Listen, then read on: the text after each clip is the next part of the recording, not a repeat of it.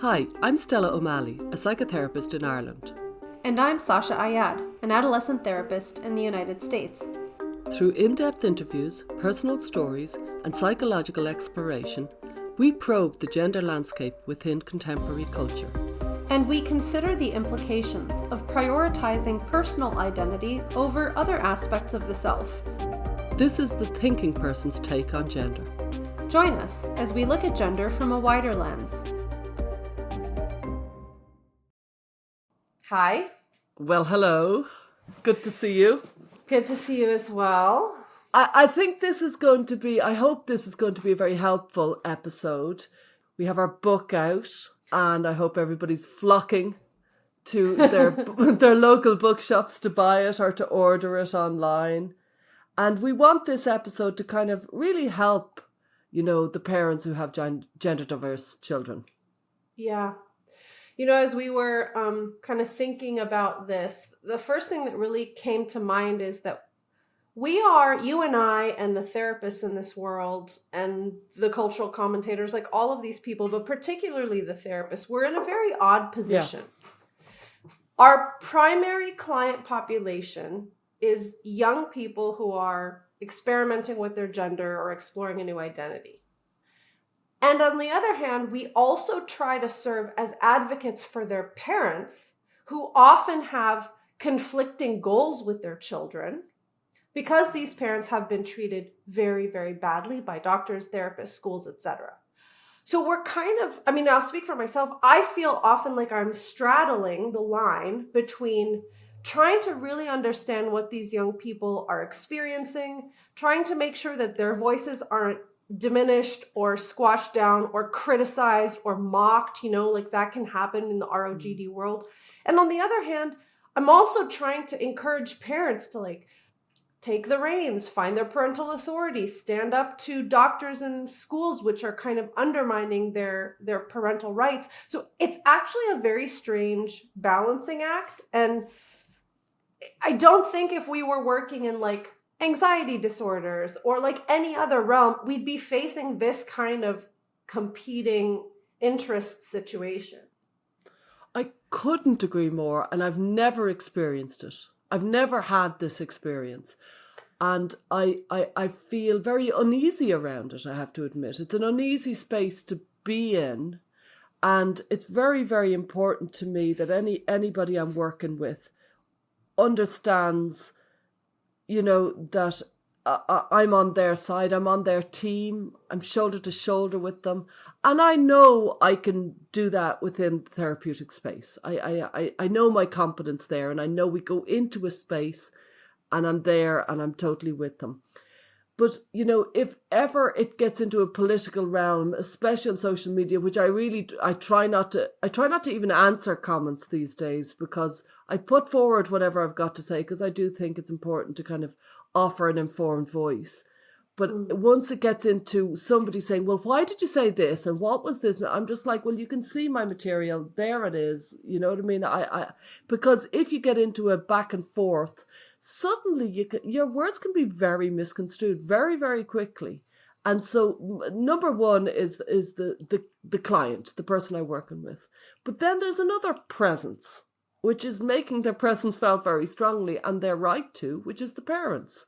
And sometimes I'm working with parents, and I both have a parent coaching site. So they're very much, they're a client, and they need to be kind of attended to. And sometimes what they're saying is they have their own really, really difficult experiences, their own harrowing stories, and they are not in conflict with the child because they always want what's best for the child, but there can be two narratives going on. Mm-hmm. And that can feel mind-boggling. And then there's a whole third presence, there's a whole third character, and it's a medical scandal that's happening. And so they're a third part in this play. And so it does make for a pretty mind-melting situation for us therapists. And I don't want to say, oh, poor us. It's not that. It's complex. I would like to say, oh, poor us. No, I'm just Actually, kidding. I seldom refuse the opportunity to say poor me. But it's not, that's not actually my emphasis for once today. My emphasis is the complexity of that. And to make sure that we attend to all of this. Today's episode, and often, with our book, that's for parents. That's a book for parents. It's not for this client population, because there's a lot of resources for the client population as such. And then also the parenting events we're having, and the different resources we offer is often for parents because they're so underserved and they've been treated so very badly by so many people that, you know what I mean? Often the gender diverse teenager that I might meet, or that you might meet, or the gender diverse young adult, they haven't been treated badly. There isn't a history of being massively badly treated. Often, now some of them have, but an awful lot of them, they might have had, let's say, bullying, or they might have had really difficult experiences. But it doesn't feel like they're coming out of a political war, which I sometimes feel with the parents, where the parents can say, they brought their child to hospital and they socially transitioned the child, even though the child was in for eating disorder. That sort of story isn't happening, I feel, with the client population. So I'm talking all over the place there, but I suppose I'm highlighting the fact that, when we go through like what a parent of a gender diverse child needs to know, we're not saying this in an accusatory way. We're saying this in a bid to be helpful, and we think it can be helpful. Yeah.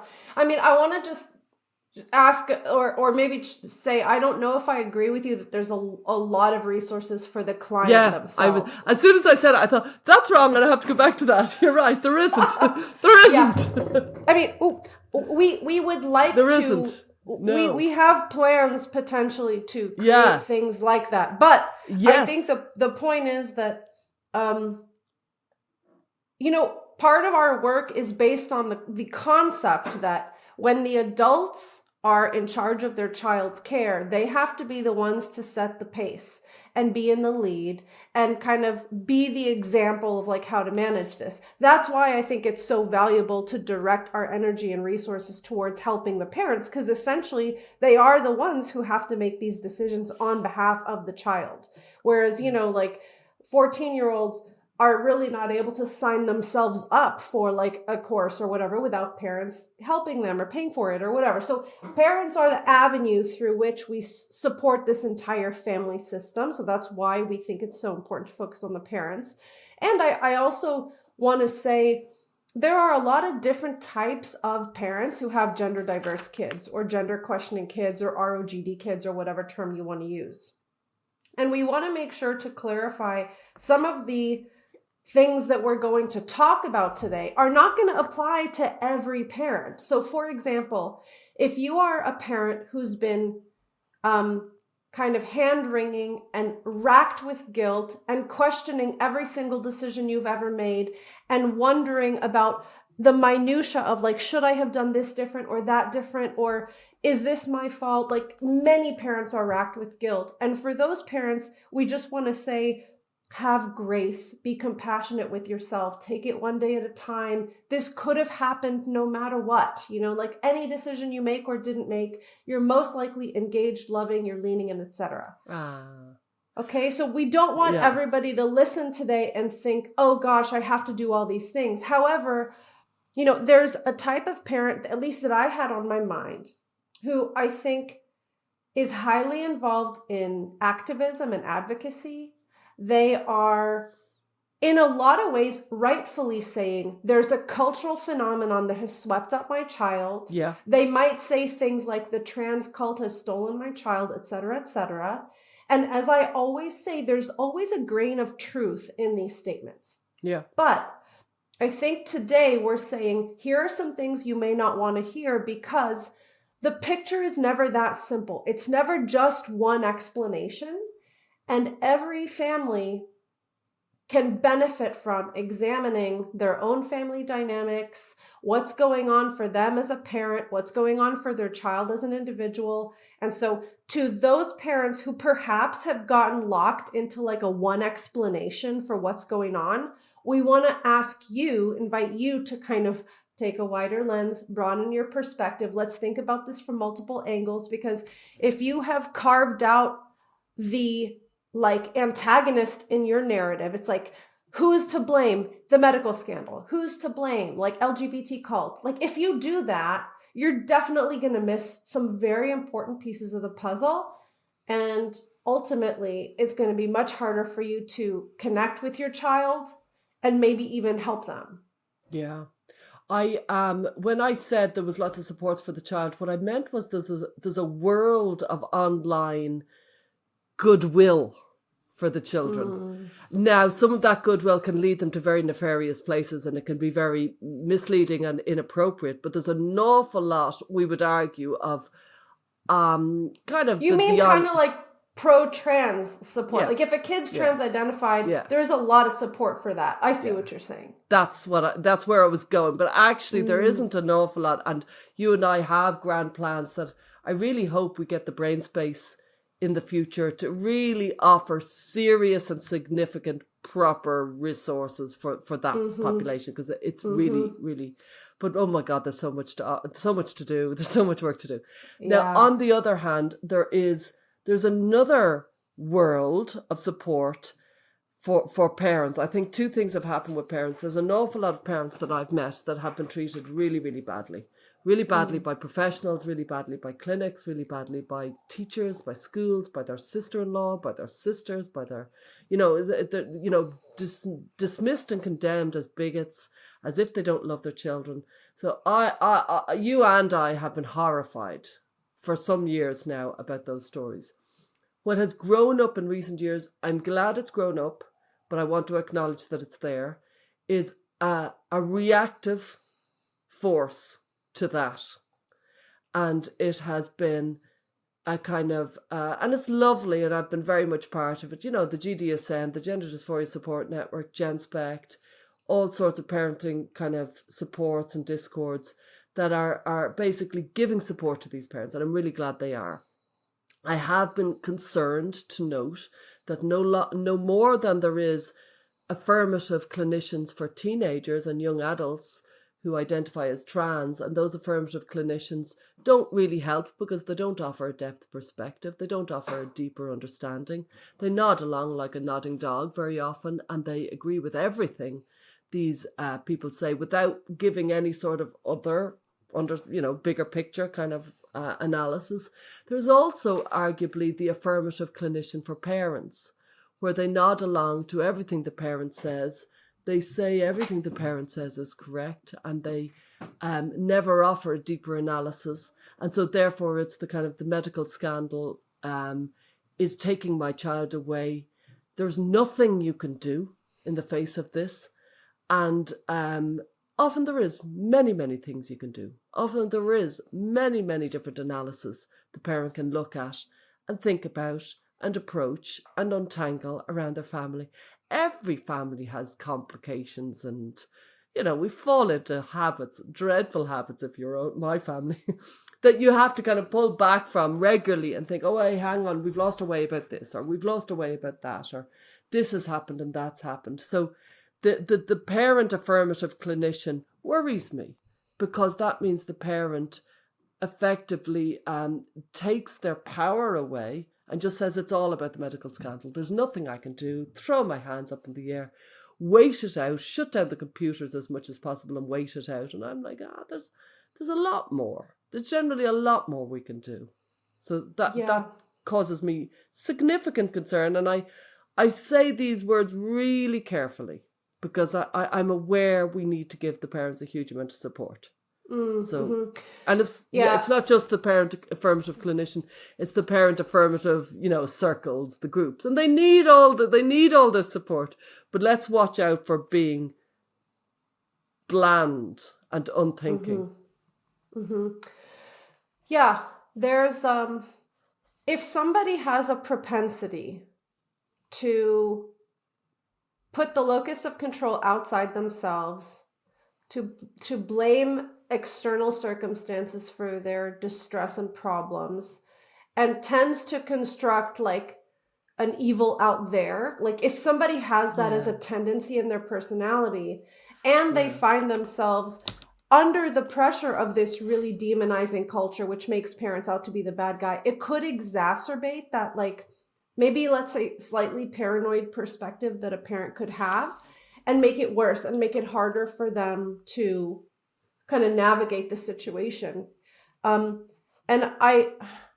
I'm trying to think about, is there a difference that I've seen between like what I sometimes think of as like that mama bear energy, which I think is very positive, which is like, Yeah. I'm going to take the situation into my own hands. I'm going to be cautious and aware that there's unhelpful influences acting on my child. And at the same time, I'm not going to treat the world like it's a super dangerous place all the time. Like I still have to allow my child to be in the world. Like I'm thinking about what I call the SWAT team, where a family kind of comes in, all the devices gone, all the social gatherings gone, all the friend connections gone. And you put your kid in like a Rapunzel tower thinking that this is going to help. And actually there is some willingness to experience that fear or the risk that you have to have, because your child cannot be frozen in time. You can't do that to your child. Yeah. So for parents in this situation, I guess the thing that, if we were to think about like, what is it that this ROGD parent wants to hear? I guess it's that completely monitoring, managing, and controlling your child's behavior, their internet use, all of this cannot be a standalone solution to helping your child. Like that locking down and terror and like block everyone out, that kind of perspective, I don't think is helpful. How do you think that kid fares under the SWAT team parents? I think it depends on a lot of things. I mean, number one, it depends on the connection and warmth. I mean, if you are a SWAT team family that also lacks warmth and connection, and you've always struggled to connect with this child, and there's some real serious family dysfunction going on underneath the surface, that SWAT team is just going to make things worse. However, I think if you are a family who is otherwise really well connected, you've had good relationships, and what you're noticing is like your child's internet friendships are starting to change them and make them a different person, then I think that SWAT team approach paired with love, fun, engaging activities, spending time with the cousins, like you don't want to isolate your child, you want to fill their world with love and warmth. So those are like the differences. I think when there's a SWAT team also devoid of connection and warmth, it's very unhealthy. Yeah. I've come across more often than the SWAT team. In fact, I'm trying to think, have I come across the SWAT team? Maybe they haven't admitted it because they know I'd be wagging the finger. I more often come across the conflict avoidant or a GD parent, where they are begging me to find them solutions that will not cause a fight. And I'm like, oh no, there'll be fights. And they are like, oh, I can't face them. And they would literally walk on in their bare feet to Japan and back to avoid a fight. They would do anything for their child except a fight. And they won't have a fight. And sometimes actually the fight needs to be had, or the argument. They even flinch at the word fight.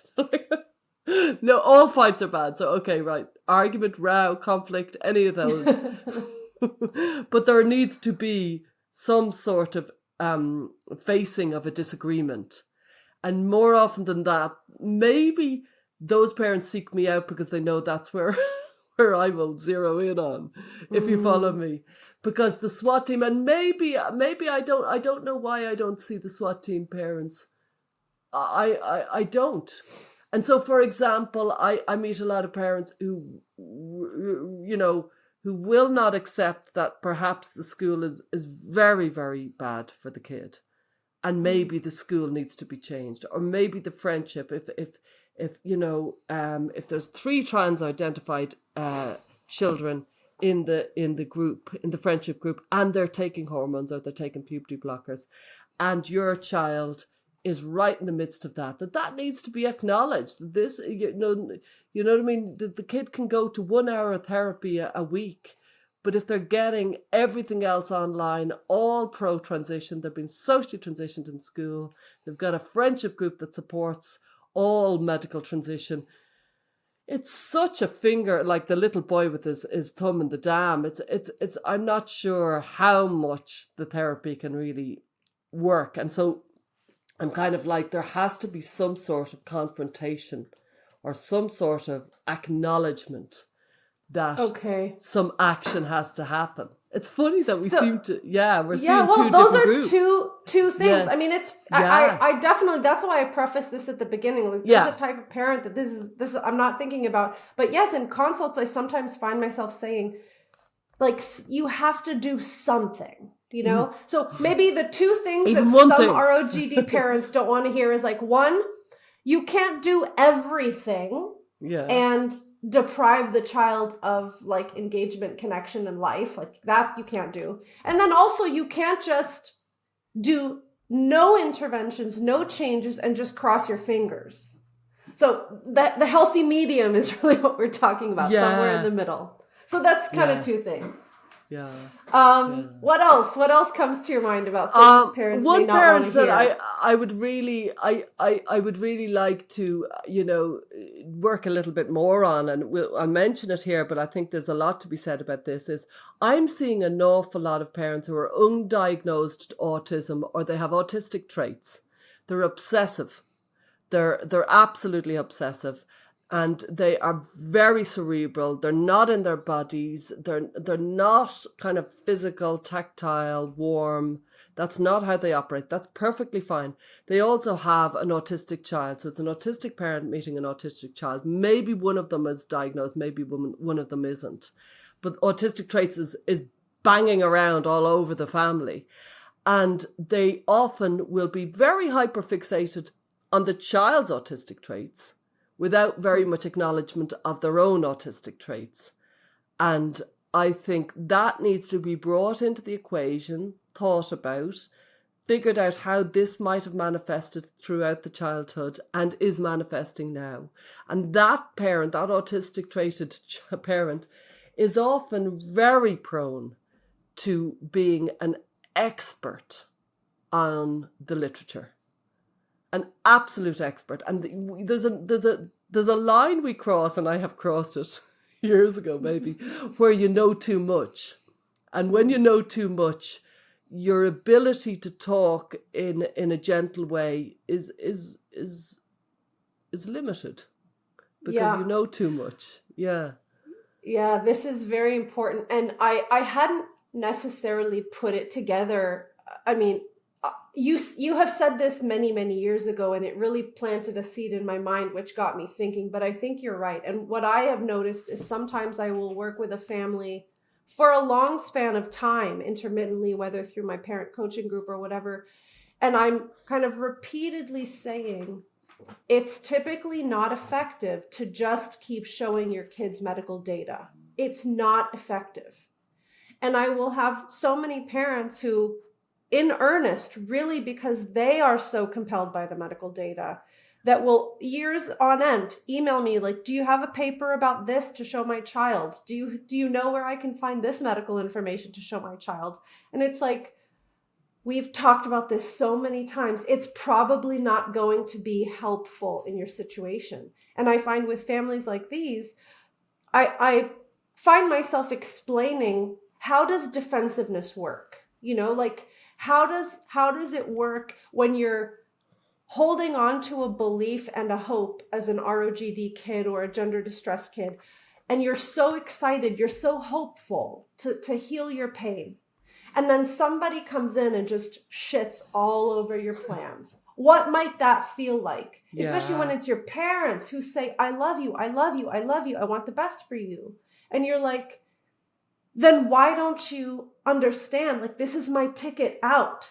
So I find myself trying to explain like these basics of I always say, let's put ourselves in your child's shoes for a minute here. And sometimes parents in this situation sometimes that clicks and it makes sense. And then sometimes I meet parents who just keep coming back to like, I need more medical data. I need more medical data. Yeah. And they're missing the point. They're missing the point. And that's why we're having this episode, because we feel certain people might be a little bit missing the point. The very next to the data obsessed parent, who probably needs to take their head out of the data and think, how can we connect? And honestly, part of me has a huge reservation saying that, because I think if you are data obsessed and if you have autistic traits, and so has your kid, I'm not that person. I don't have those traits. And I think, honestly, each parent brings their own value to the party. You can only bring yourself.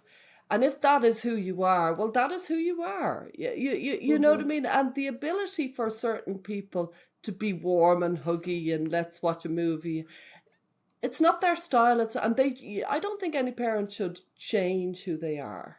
You know, you can only bring who you are to it, but it's something to highlight, I suppose.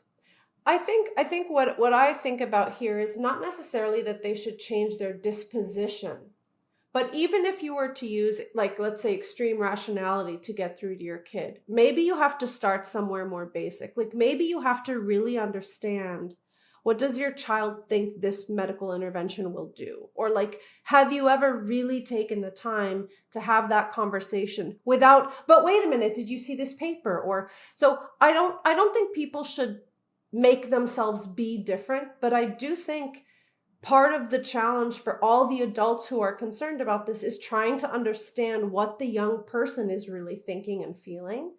And presumably if that, introduction of medical information was going to be helpful, it probably would have been by now. Like, usually by the time parents contact us, they've had maybe a handful of very heated conversations where they're confused about how, my child doesn't seem to care that there's these medical complications. So by the time they've reached us, usually their strategy has not really served them very well or has not worked. So there is a kind of like shift in perspective that needs to take place a lot of times.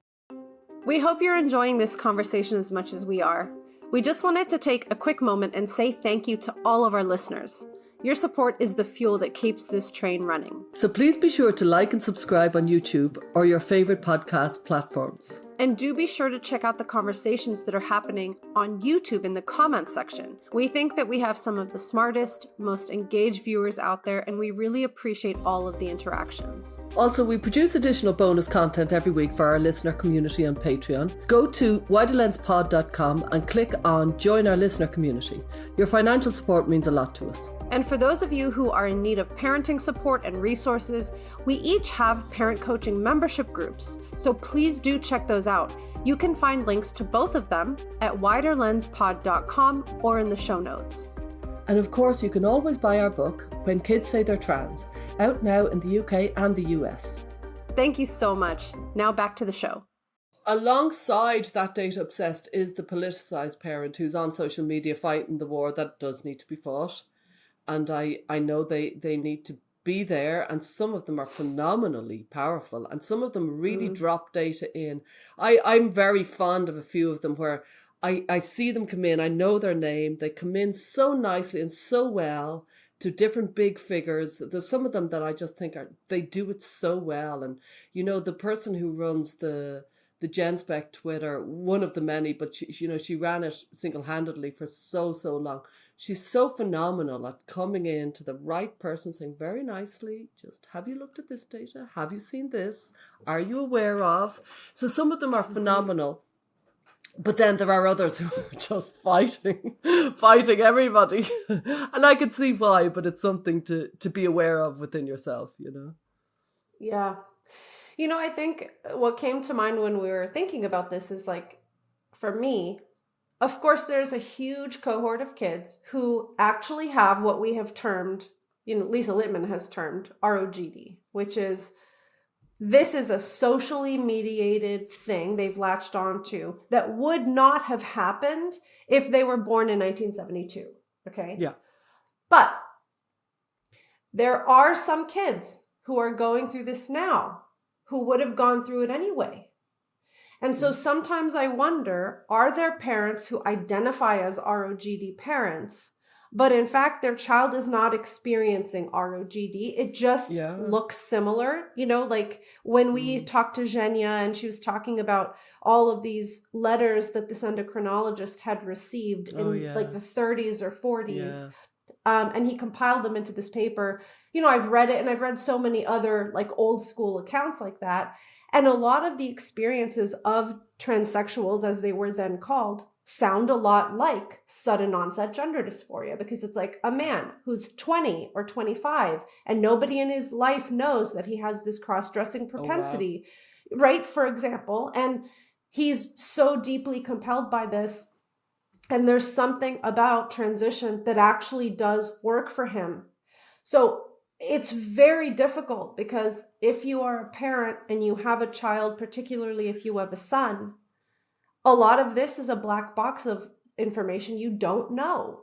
And so I could imagine from your perspective, it may look like your child has just purely ROGD and this is completely a social phenomenon, but there are definitely cases. I mean, just based on odds and statistics alone, there are definitely cases of parents who think they have an ROGD kid who they have actually a kid that's kind of like an old school transsexual. Arguably, it occurred to me they think they have an ROGD kid and they have an AGP kid.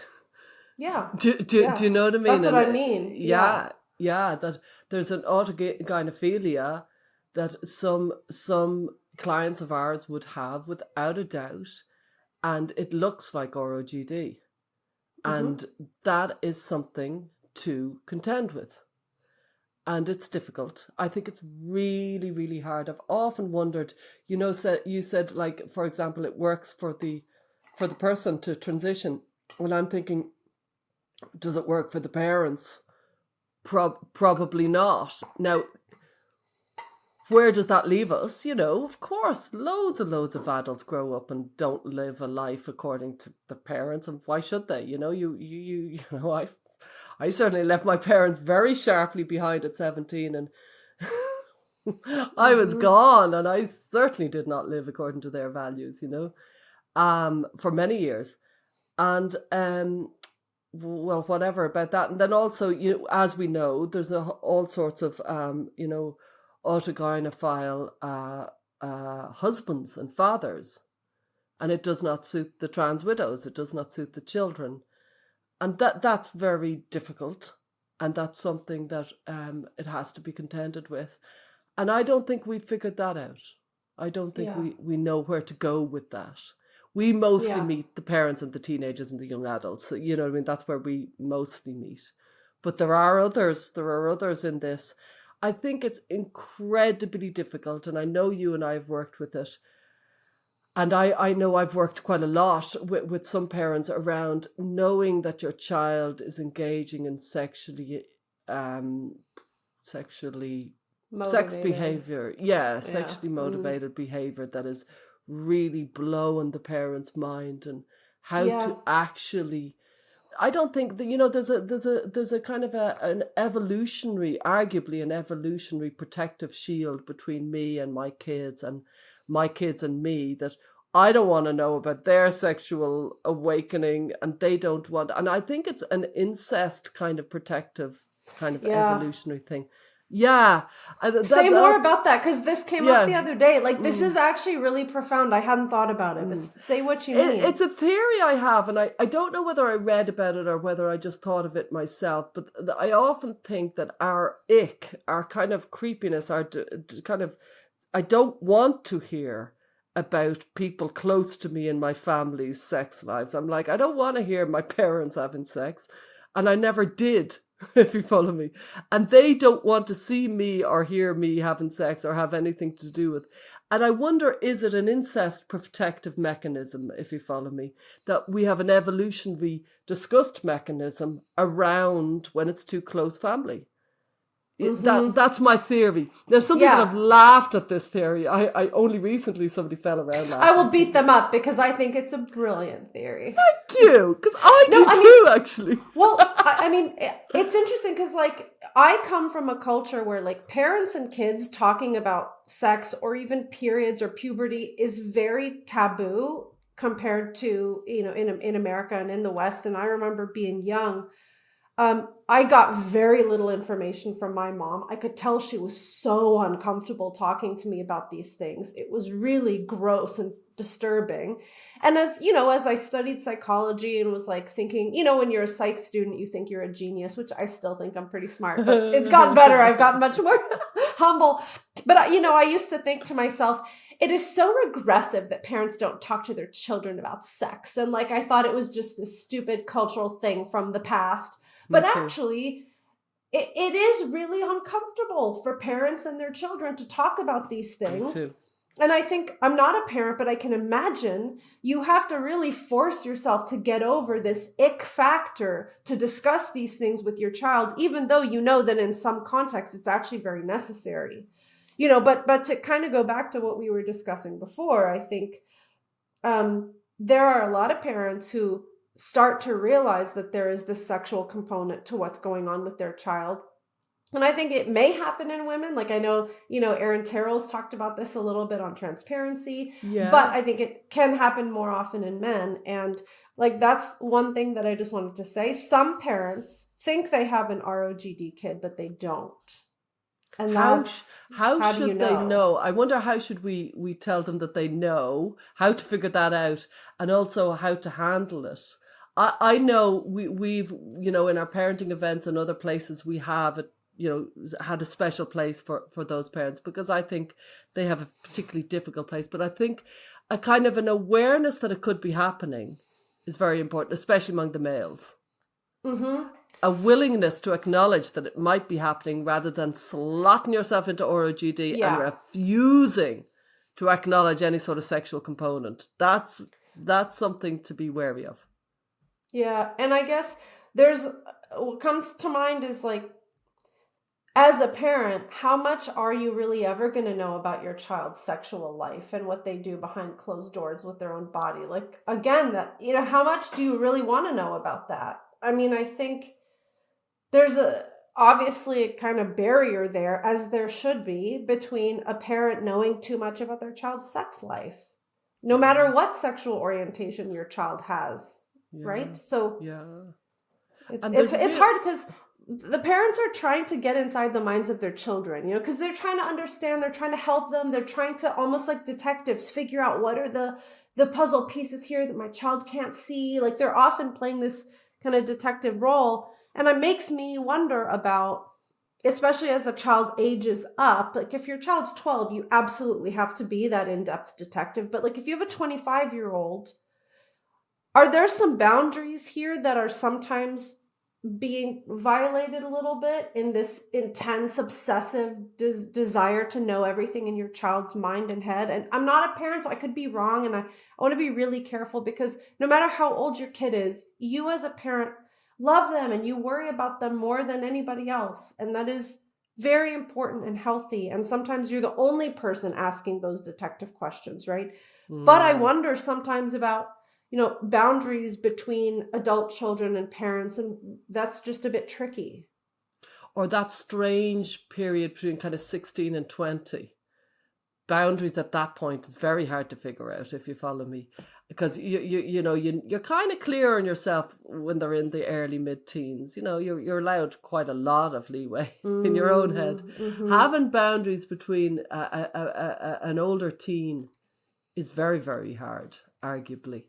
And having boundaries when your teen is distressed is even harder, because you want the best for them, and you're probably best positioned to want the best. You know what I mean? Mm-hmm. You really are thinking, I would do anything, and I really am knowledgeable about this, and I'm knowledgeable about my kid, and I think it's this, and they're going down that way. So it's really, really difficult.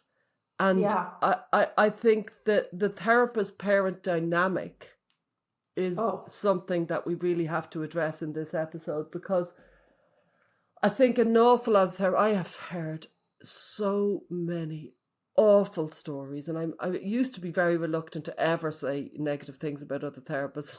I'm really moved. Often people say, where have you changed? Well, I've changed about that, because I say a lot more, because I've heard so many dreadful stories of therapists out and out downright lying to parents, of therapists really treating parents really, really badly, presuming the parents were a very negative influence without realizing that there was a bigger story going on. You know, therapists dismissing any sort of online factor in the child's identification. You know, therapists being very high-handed and very destructive to the family dynamic. Therapists who are completely consumed by queer theory and gender identity theory, but not even often knowing that they are. So I've heard of so many of those. And then I've also heard of an awful lot of parents, and this is something that's always been very close to my heart, that when you ring up to seek a therapist, do you know what sort of therapist you're talking to? Is it a psychodynamic? Is it a psychoanalyst? Because if it is, you might be seeing that your child might be seeing this psychoanalyst maybe 3 times a week, maybe for 3, 4, 5 years. That's par for the course for some psychoanalysts. People don't know that, if you follow me. They don't know what sort of different types there are. So I think the parent-therapist dynamic can be really awkward, especially if the parent is paying for it and the child is an adult and the therapist is working with the adult. That's to me, a really difficult dynamic that is in existence. So what is it that parents don't want to hear in this kind of story you're laying out? They often don't want to hear that actually, if the therapist is seeing your child, the therapist's job is to look after the child and not really to look after the parent. The parent has to look after themselves in other places, in other ways. And they often think it's almost a family scenario. Now, you and I have acknowledged, because of the work we've done, that it's become more and more like family therapy, what we offer. We bring in the parents, we try to bring them into the situation. I think you do as much as I do. And in the beginning, I think I did that more, Yeah. Well, you don't do that so much now. Well, I haven't onboarded a new client in quite some time. Oh, I see. Yeah. So my clients are a little bit older now than when we first started to work together, so that changes the dynamic with parents. But I mean, I do consult with tons of families, and oftentimes in those consultations, the topic of therapy comes up. So parents will want to ask me, like, how do I talk to the kid's therapist? Or sometimes, like, the therapist is undermining my position. What should I do? And I think what I want to say is, I mean, my first advice is always, bad therapy can be worse than no therapy. Yeah. I say this all the time, because once you have already engaged in some sort of therapeutic relationship with a clinician, you do not have control over what happens in therapy, really, nor should you, right? Like, it's not like a fast food restaurant where you go to the therapist and you say, I want you to work on anxiety, depression, and social stuff, but if body image issues and gender comes up, don't touch it. You cannot do that. And unfortunately, I think a lot of parents think that they can kind of order off a menu that way. That's not how it works. Once you have signed a contract with a therapist, the therapist is using their discretion, their clinical judgment to figure out what to work on, and you cannot demand and dictate what is done in therapy. So if you are going to engage in the relationship with a therapist, to some level, you have to vet them carefully and see if you trust them. And then once you have engaged in that relationship, you should touch base every now and then if that's something the therapist does. But I think people may not understand, like, what it means to hire a therapist and what you're embarking on. It's an intimate relationship between the therapist and your child in terms of the dialogue, the conversations, the opening up, the emotions. You don't have a lot of control over that. Unless, of course, if your kid is very, very young and you're doing family therapy or something like that. But that's my point, I suppose. We need to emphasize, I think you and I in this episode, that the therapist's loyalty is with the child, and it should be, because that's better for your child. As distressing as it might be for you, it's better that the therapist is like, I'm centering the child here, and this is who I'm working with, and these who I'm thinking about. I would love for more family therapy to become involved in the gender world, because I think it's actually needed. I think there's been so much distrust as a result of pretty awful stories, that the ability for a therapist to say, trust me, I'm working with your kid. I have their best interests at heart. The ability for a parent to trust that when they've gone online and heard all the stories is really diminished. And I think therapists need to acknowledge that as well, if you follow me, because that trust has been battered. Yeah, it's really tough. We'd like to jump in here really quick and offer up a thank you to GenSpect, one of our sponsors. GenSpect is an international organization that offers a healthy approach to sex and gender. GenSpect recently hosted the Bigger Picture Conference in Denver, Colorado. There, they introduced the Gender Framework, a comprehensive, non-medical means of dealing with distress about gender issues. Go to genspect.org to learn more. We'd also like to give a shout out to GETA, Gender Exploratory Therapy Association. If you're looking for a therapist for yourself or your child, check out the GETA directory. And if you're a clinician who is questioning the affirmation model and you're looking for resources and community, please consider joining GETA today. Visit genderexploratory.com to learn more. One thing that I was wanting to share is that if your child comes out as trans, and you're very kind of blown away by it initially, which I understand, because parents are kind of thinking about, again, this old school concept of what it means to be trans or transsexual.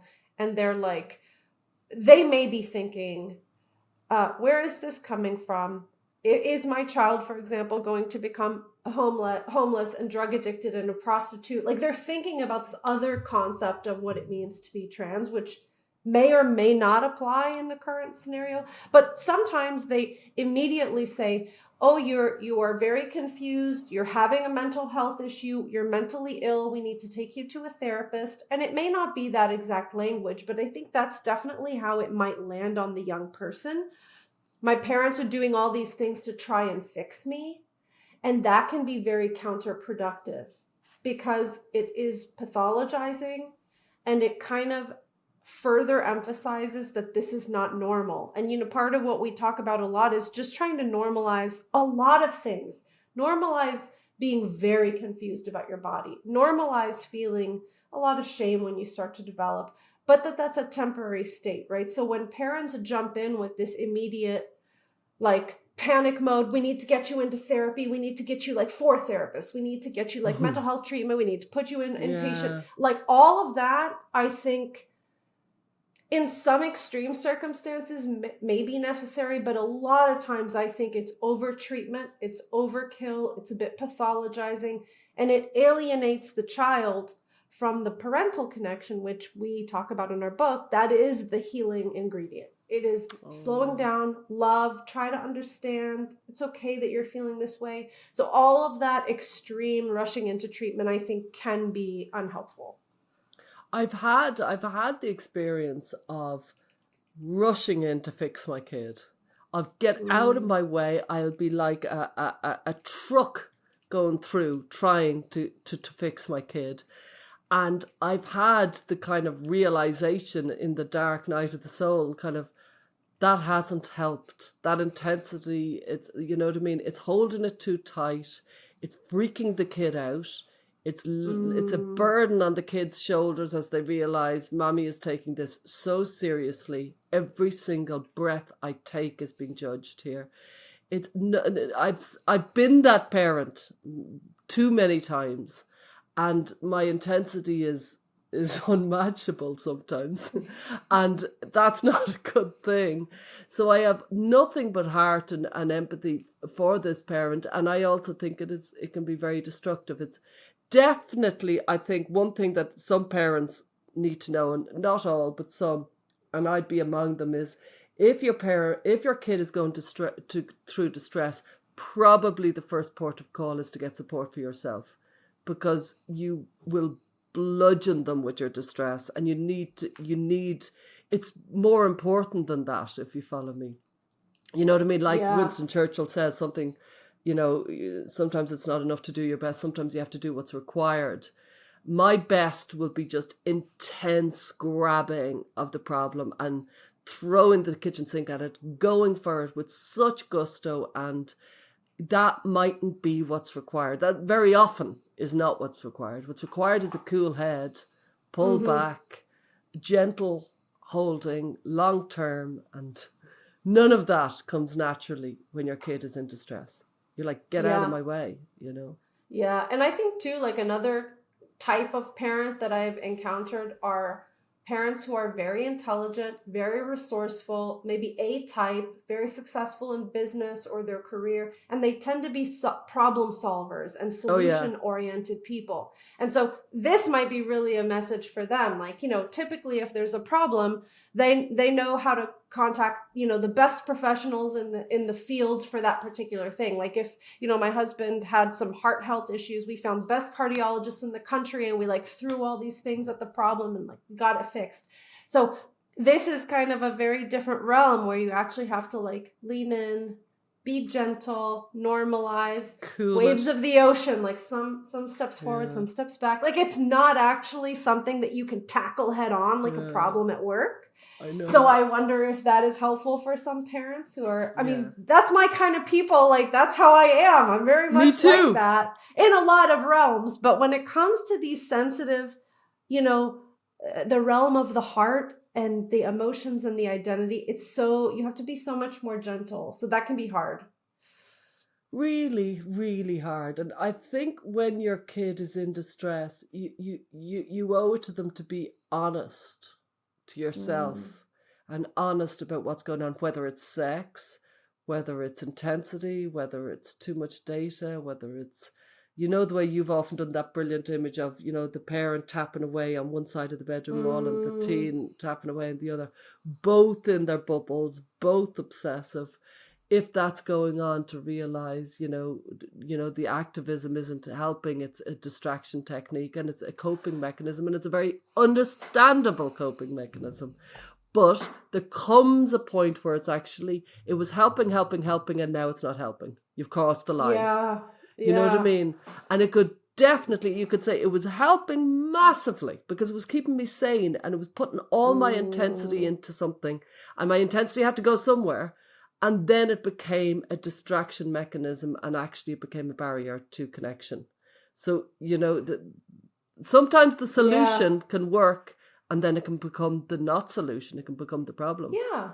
Like the life raft. I use the life raft analogy sometimes. Like you're on one shore of a little river and you need a life raft, and then you get to the other side and like you're on the other side of the shore. If you carry the life raft around, it's going to weigh you down. Just let it go. Like you're done with the life raft, you know? You don't need it. Well, there's kind of two more things I want to bring up. And if you have more, what you're saying kind of made me think about like a minor thing that I want to share with parents. Arguing on Twitter with gender dysphoric kids or trans-identified kids or detransitioners is probably not helpful. And we could probably do a whole episode about this. But what I see sometimes is, you know, the detransitioner and the ROGD parent, of course, they overlap on Twitter. They follow one another. There's like and especially parents following detransitioners because they see the detransitioner as this person with the key to what's going on with my child. And sometimes the detransitioners, they get to the other side of their situation and they develop, you know, this very like pro-parent kind of activist narrative. But very fairly, a lot of detransitioners are like, my parents hurt me. Like I know they were trying to do the best they could, but actually they hurt me. And they then project, rightly or wrongly, their own family trauma onto parents who are on Twitter. Definitely. And parents who are on Twitter project their own trauma with their own child onto like trans activists or gender dysphoric people or detransitioners. And there's this real tension that plays out in these online spaces. And I guess, you know, I just want to say, do not put, as best as you can, because we all do it, right? I'm guilty of it too. And I actually had some tweets where I had to apologize for stuff I had done. But try not to dump your baggage onto random people on the internet. Because they are also a young person trying to sort through their experience. And they're also a parent heartbroken by what's going on with their child. So I don't know how that fits in here, but Yeah, and I want to add, there's a lot of shame around gender. A lot of shame with the people who've transed, the detransitioners, the Mm-hmm. parents. I think, we really should do an episode on shame. And I think it can be so toxic. Guilt is when you feel that you've behaved out of your own self-perception, and it can propel you to behave better, so you might visit your elderly parents or something.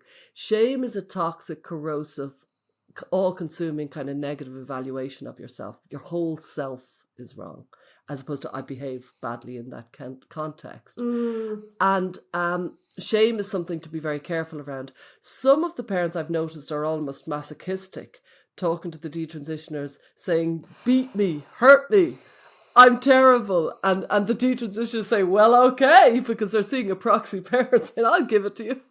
And so there can be some awful dynamics playing out. And it's like, if you're filled with shame, don't go beating yourself up or inviting other people to beat you up. If you're filled with shame, you need to heal yourself around your shame. You need to, confront it and deal with it. I want to say so much more about this. Okay, but you're right. I want to say, can we save this for another episode? I have a lot to say. Yeah, I think it's huge. I think we should put it in. Okay, I'm going to make a note of it. One other thing for me that I just want to touch on is, it's a very difficult thing, I think, for a lot of our listeners. But I just want to raise the question. What if your child transitions and this is more of a long-term strategy for them? Yeah. We can talk about ROGD, we could talk about desistance and detransition, and sometimes detransition stories offer kind of a possibility for what a parent can imagine down the line. And what if that is not the case for your child? And this is a strategy that, in the context of our culture, in the context of the shifting landscape around gender and identity and LGBT, this is a viable, manageable, long-term strategy for your child. How are you actually going to make sense of that and deal with it? And does being an ROGD parent as an identity conflict with how to stay present for your family and in your life? What do you do? And when do you say, I'm moving out of the ROGD parent realm and I've got a kid who's medically transitioned and I'm moving into a different realm? When do you move into that? Mm-hmm. Yeah. It takes an awful lot of honesty to do that. Yeah. It's a different mindset. It is no longer the problem solver. It is no longer the detective. It's no longer the medical scandal warrior. No. It's like, I have a trans child now. I have a trans adult child. Yeah. And I love them so much and I want to be part of their life. And there are a lot of things about their life and their appearance and their body that I don't know how to grapple with, but this is the facts of my life. So what do I do? Yeah. Yeah. And so many parents for thousands of years have confronted completely different contexts of watching their child, absolutely reject all the Christian values that they'd been brought up with, and it's horrified parents and things like that. And I know the parents would be yelling at their device saying, it's not the same when they change their body. And yeah, I know, you don't need me to I get it, and the physical complications and all the issues with it, the heavy medical burden on the body, I get it all. It's really, really difficult to contend with. But lots of parents have also contended with equally destructive decisions, arguably if they are destructive, and watched their adult children take those decisions, and then realized, and we have to live, the world keeps turning, we still have to meet, we still move on, you know what I mean? And that's so hard, but it's something that needs to be said, aired, thought about, and given some discussion. Yeah. I've met so many wonderful people through this work, some detransitioners, some trans-identified people, some transitioned people. And I often wonder, like, for parents who are propping up the stories of various, heterodox trans people and like, listen to this trans person, like they're talking about this. Like, what would you do if that was your child? Yeah. Would you refuse the name and pronouns? Yeah, like, how would you actually manage it? And I'm not saying what you should do, because that's absolutely a decision each person has to make. I've made my peace with how I manage the names and pronouns issue. For me, that's what's comfortable. Yeah. But like, if you're a person in this war and you're like propping up all these trans people because they happen to agree with you, like, what if it was a more intimate relationship? How would you actually manage that relationship and interact with this person? And it's just like a question that I think about a lot. And the limits of compassion and values and what's right and wrong. It's just a thing to think about. And I don't know what to say. Everyone has to decide for themselves. As they do with everything to do with not only being a human, but being a parent, like, you just have to find where where you land and live your life as authentically as possible. And I hope everybody listening to this episode, I hope it wasn't too difficult to listen, and I hope it was interesting and informative for parents, and that it's taken in the spirit it was offered, which is, we're just trying to help. We're trying to kind of get through the politics to the psychology, and say there can be psychological things that are going on that could be really important for your family. Can we get through that wall into the kind of more important personal dynamics that are going on? Yeah, and I mean, something that I think I really care about is telling the truth as I see it, and there are these truths that have become apparent to me. And as we always talk about, the lens is always wider than any one side makes it seem. And in the light of this, I think another episode that we have on our radar is, what have we changed our mind about through the last 7 years of work? So we'll be doing something along those lines in the future too, but we hope that this has given people some food for thought. And there's a lot of complicated dynamics in this whole world, and it's a very complex story. It really is. Thanks for joining us this week on Gender, A Wider Lens. Listener support means a lot to us. If you enjoy the show, please like and subscribe on iTunes and leave a review. For more information, visit widerlenspod.com. There you'll learn about joining our listener community, how to contribute to our show, and where to find us on social media. Our discussions are for educational purposes and are not intended as a substitute for mental health services.